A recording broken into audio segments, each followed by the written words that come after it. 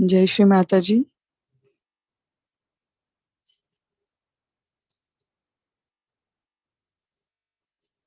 हम सभी श्री माता जी के चरणों पर नतमस्तक होकर प्रणाम करेंगे और बंधन लेंगे।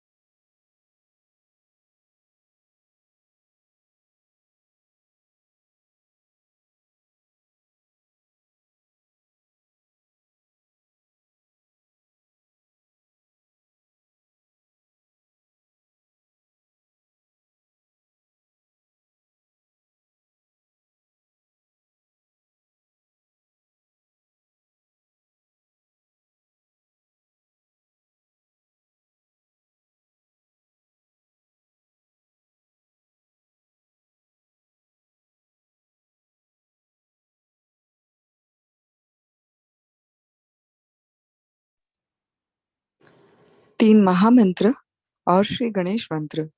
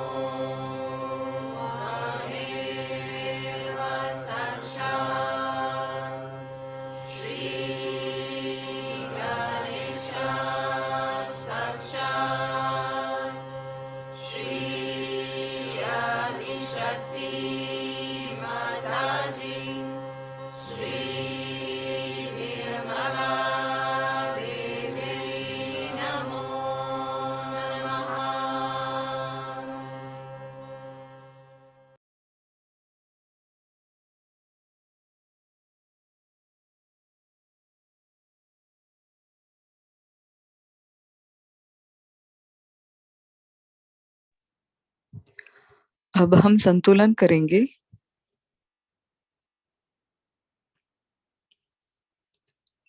हमारा बायां हाथ श्री माता जी के सामने और दाहिना हाथ भूतत्व पर रखेंगे।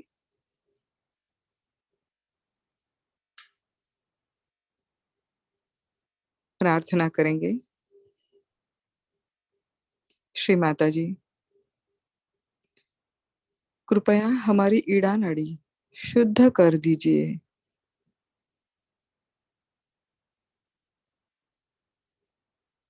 श्री माता जी, कृपया हमारे शुद्ध इच्छा शक्ति के आड़ आने वाले सारे दोष दूर कर दीजिए।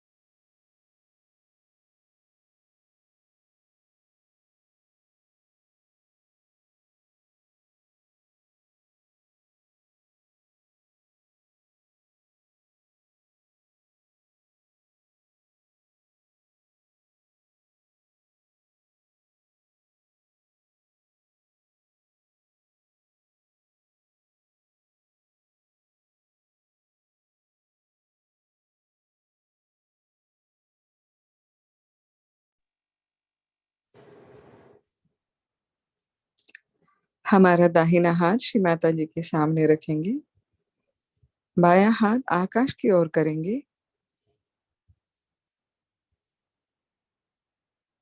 प्रार्थना करेंगे। श्री माता जी, कृपया हमारी पिंगला नाड़ी शुद्ध कर दीजिए।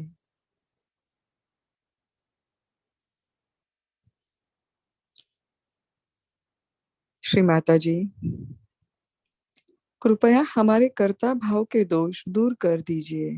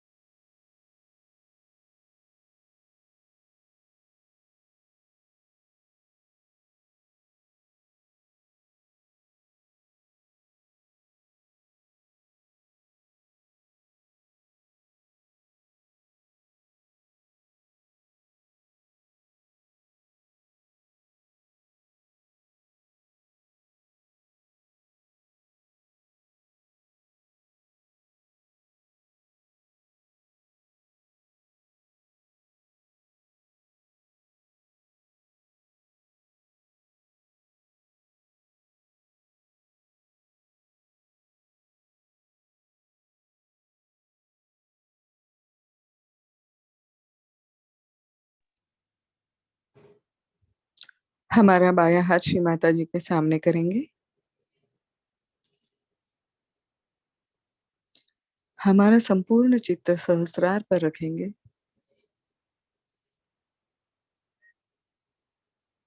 प्रार्थना करेंगे। श्री माता जी, कृपया हमें निर्विचारिता प्रदान कीजिए।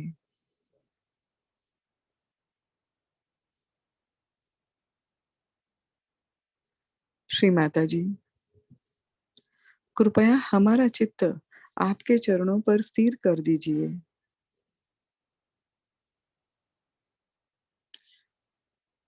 थोड़ी देर इसी स्थिति में हम ध्यान करेंगे।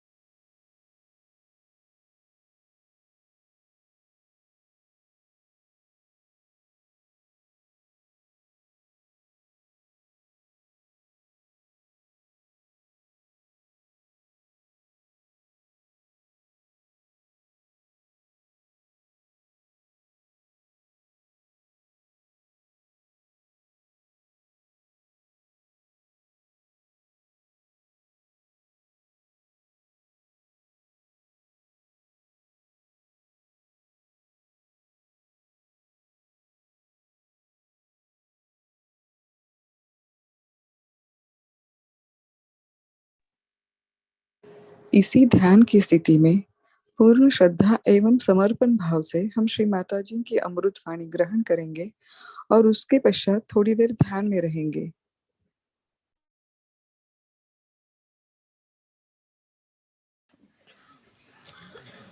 Today, long time back,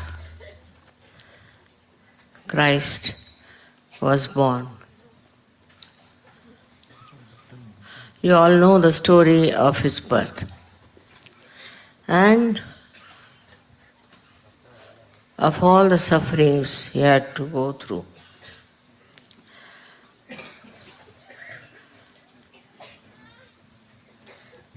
He is the one who has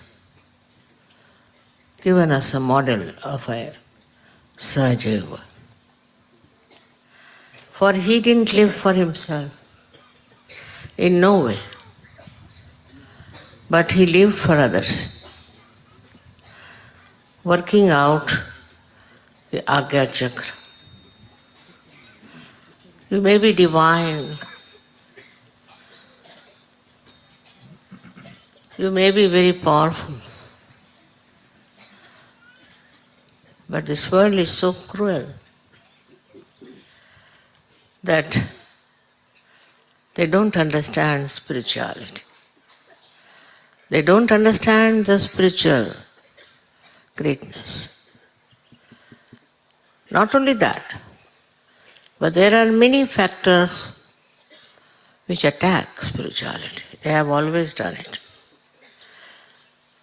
Every saint has suffered a lot. But I think Christ has suffered the most. As you know, he was endowed with all the powers of Sri Ganesh, as he is the reincarnation of Sri Ganesh. The first of them was his innocence. He was the eternal child, we should say. That he couldn't understand the cruelties and the hypocrisy of this stupid world. Still, if you understand, what can you do about it? But with great courage, he took birth in the country where people had no idea of spirituality. I've read a book about him saying that he came to Kashmir. He met one of my forefathers, Shalivana. It's very interesting because it's all in Sanskrit. And the writer perhaps did not know Sanskrit. So he has given everything in Sanskrit language, which is not very congenial, I'm sure, to the Western people. Thank God he didn't know Sanskrit. Otherwise it would have been very dangerous. It's written in that he asked Christ, why have you come to India?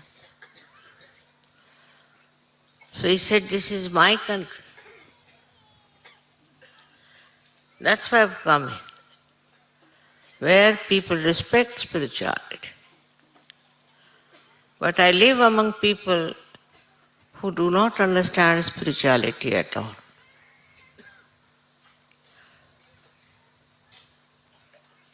His conversation with him was very, very interesting because Shalivana said that there is more reason that you should go back to your country and teach them Nirmala Tattvam. That's the principle of purification. Went back, after 3.5 years, he was crucified. I personally think the big difference between the Western execution and Indian is that in the West, killing is a very great profession. With the slightest pretext, they kill people. Anybody who is a saint was killed, or they call him a madcap. This is the best way to avoid spirituality. While in India, if a saint says anything, then he's not challenged. Never. But they believe in it. Because he's a saint, he's a much higher personality than we are. Though there were very nasty people around and they tortured them, but as a whole, the public, the people, respected them.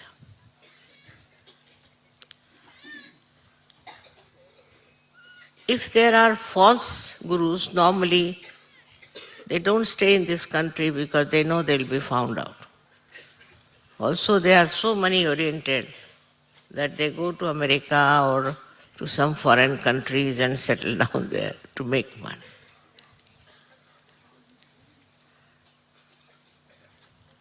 This is one of the signs, one should say. This may be one of the reasons why Christ was born in a very, very ordinary family. He had no proper bed to sleep as a child was. It's all described. Where he slept, how his mother and father lived in a place where there were cows and calves. It was to show that spirituality doesn't need any luxury, doesn't need any pomp and show. It is a power within. It is a glow and light within, which shows automatically. You don't have to do anything to show it off.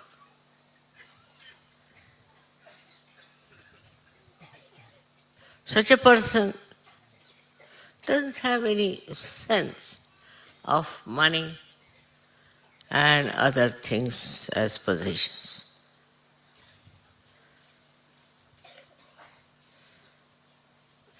He was bothered about people who were suffering physically, even the lepers.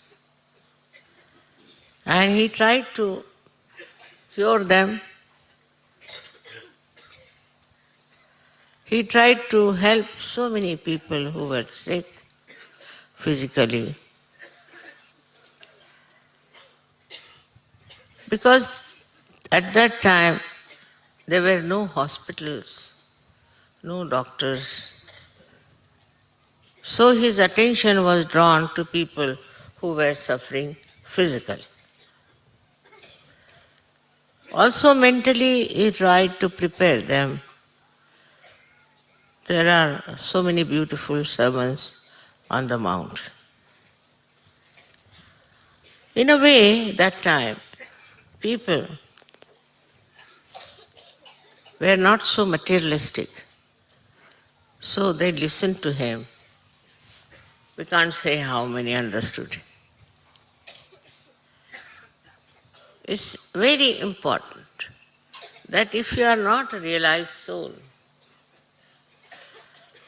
then it's difficult to understand spirituality.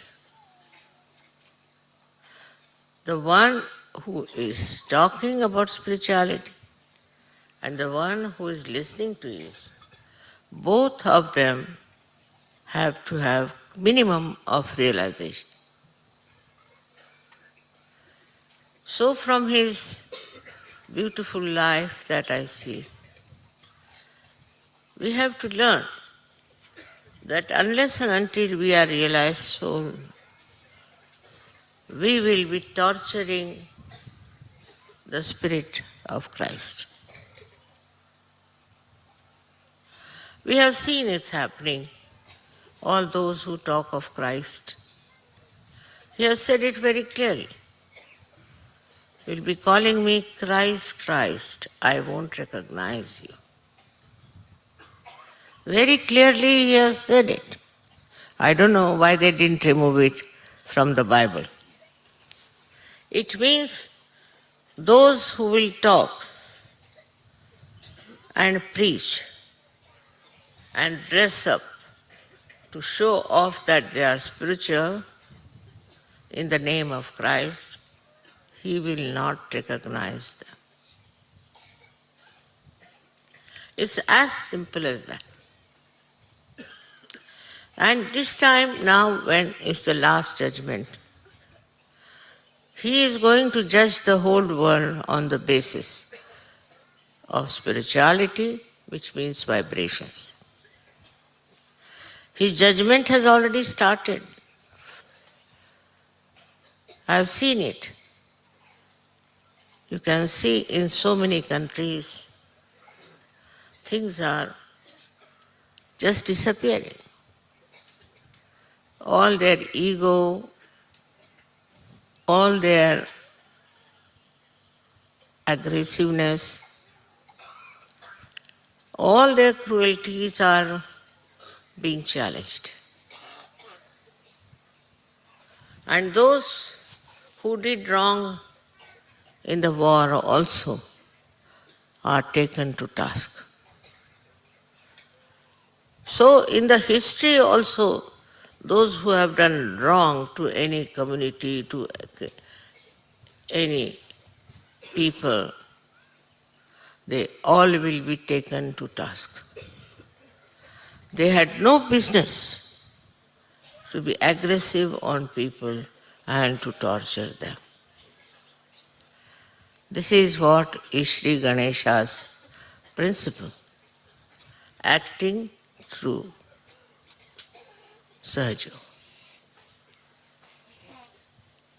Christ didn't say that, but he did say there will be last judgment. On one side, he was very kind and compassionate. On the other side, he was really Sri Ganesha because he took a hunter to hit the people who were selling things in the temple. You cannot have business in the name of religion. What a big thing it is to understand. But the Christians didn't follow that. They did not. I don't know where have they gone. As we have Mahatma Gandhi, who talked of spirituality and nothing else. Adhyatma, all the time. But his successors who came put him somewhere with his spirituality and started a new world, new ideas, and a new style of life. Those who are supposed to be his followers are now wanting to have many pubs and also all kinds of things. Can you imagine? This Congress was started by Mahatma Gandhi. And the Congress walas are doing all this. Where are they going to lead? The beauty of this country is, the treasure of this country is spirituality. Instead of taking to spirituality, where are they going? They may not be Christians, but they respect Christ. They respect Bible. I must tell you, is a fact. People don't know. They are not Christians, means in the sense they are not baptized, but they respect. Because they understand that there was so much of spirituality about Christ. He was the personification of spirituality. That's the beauty of Indians. If somebody is a Hindu or a Muslim, makes no difference. There were many Muslims who were saints and Sufis in India. They are all respected by everyone, whether they are Muslims or Hindus. So for Christ, nobody has any objection at all. On the contrary, you saw yesterday how they were all happy about it. Because they are realized souls.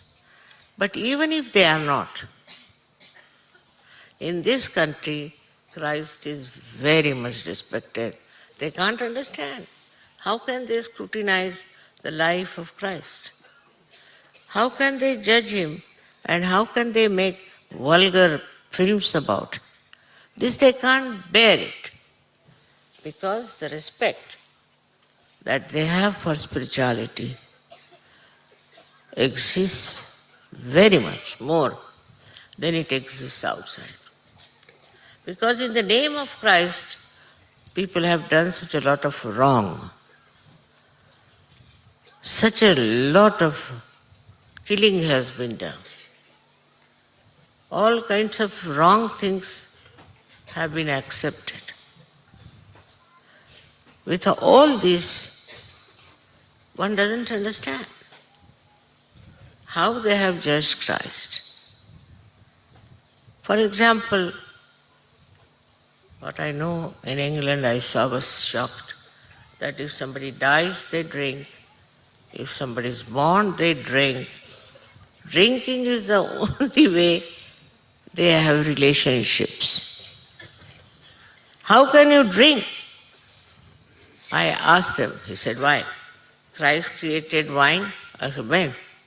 In a wedding? I said, in a wedding? That was not wine. That was just the juice of their grapes that they grew there. We call it drakshas in our language. How can that be wine? It has to be fermented, it has to be rotten. How can that be? So, this is biggest dharma, to drink.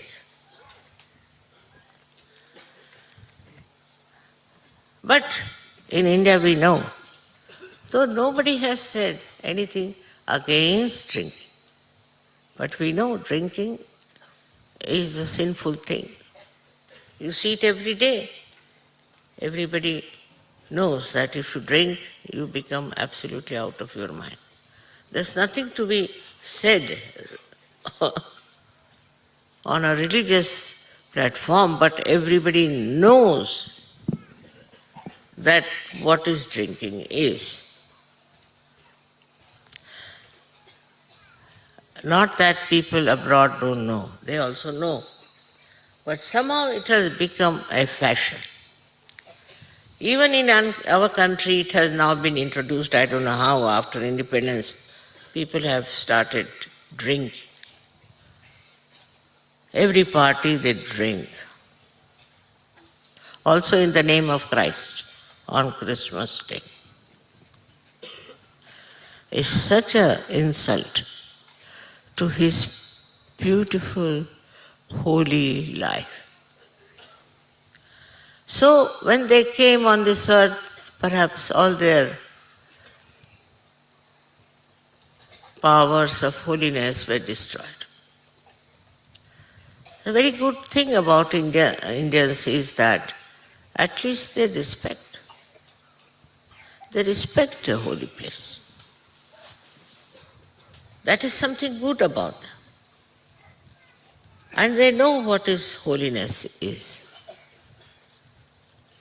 Now, of course, they are becoming very modern and Americanized, but still, they know what is wrong, what should not be done.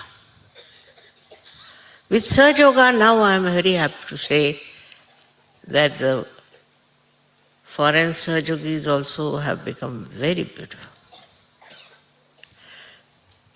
I am surprised because in their culture there is no spirituality. But I don't know how they left all that nonsense and have come out like lotuses, beautifully, with such beautiful fragrance of spirituality. This is something, a miracle. Everybody says, Mother, we can't believe it. How could have happened? How did you manage this? I would say it's the blessing of Christ. They saw how people are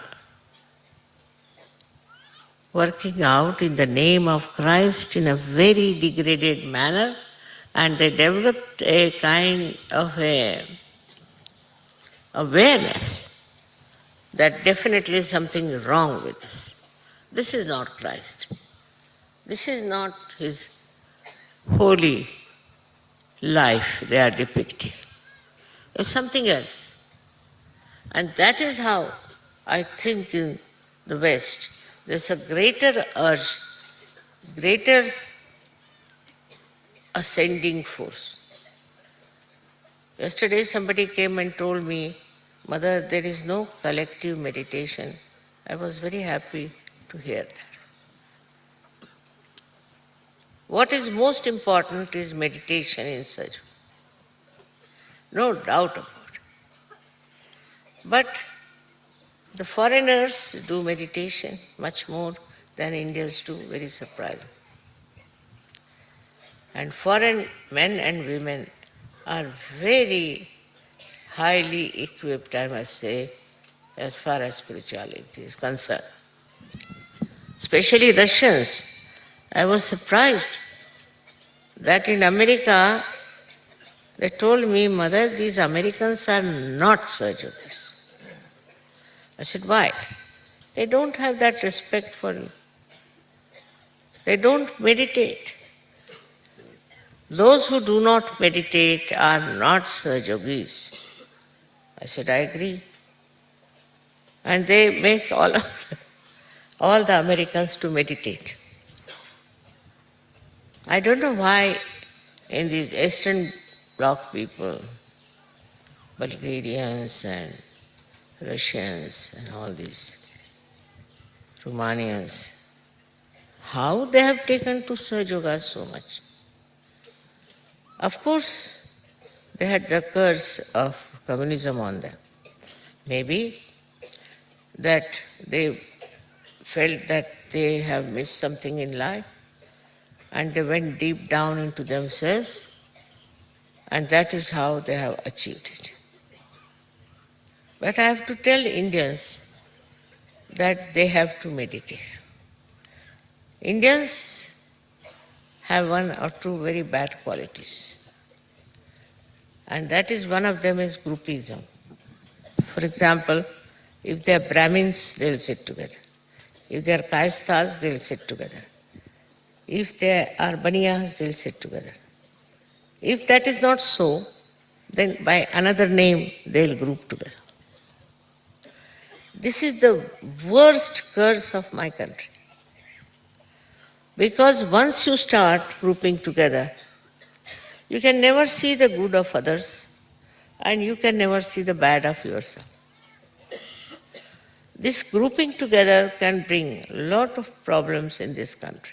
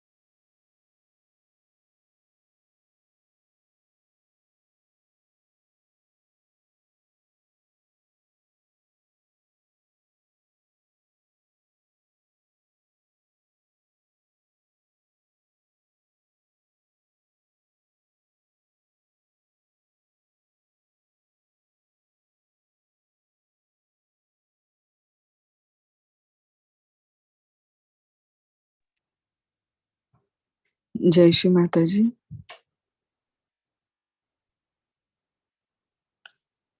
Shri Mata जी, आपके चरणों पर हमारा चित्त सदैव समर्पित रहे, यही प्रार्थना। श्री माता जी, आज आपने हमसे ध्यान करवा लिया, इसलिए आपके कोटि कोटि धन्यवाद, कोटि कोटि प्रणाम। जय श्री माता जी। हम सभी श्री माता जी के चरणों पर नतमस्तक होकर प्रणाम करेंगे और बंधन लेंगे।